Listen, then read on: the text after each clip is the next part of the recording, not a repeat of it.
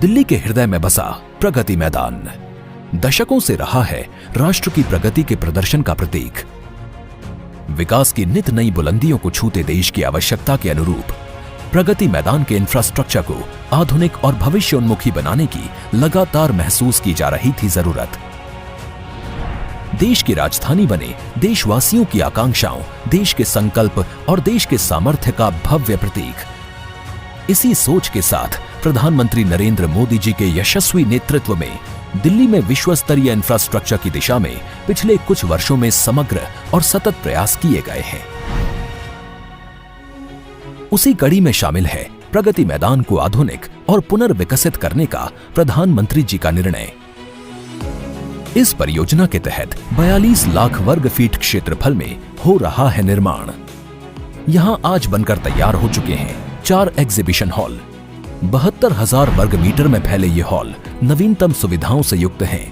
इन हॉलों का उपयोग कार्यक्रमों और प्रदर्शनियों के लिए किया जा सकेगा। पूरी तरह एयर कंडीशनड हॉल्स विजिटर्स को सुखद अनुभव देंगे।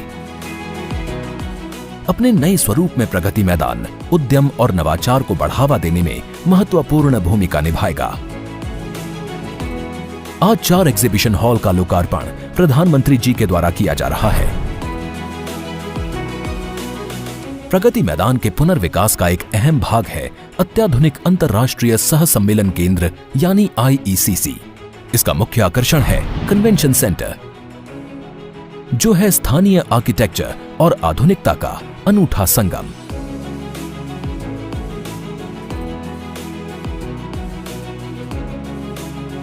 इसमें एक साथ 7,000 लोगों के बैठने की सुविधा होगी।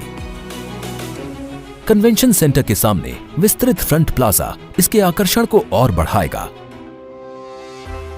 पुनर्विकसित प्रगति मैदान में लगभग 4,800 वाहनों की भूमिगत पार्किंग बनाई गई है।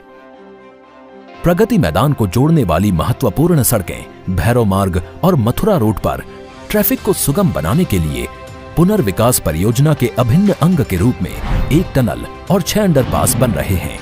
इनके तैयार हो जाने के बाद नागरिकों को आवाजाही में आसानी होगी और ट्रैफिक जाम और प्रदूषण से छुटकारा मिलेगा।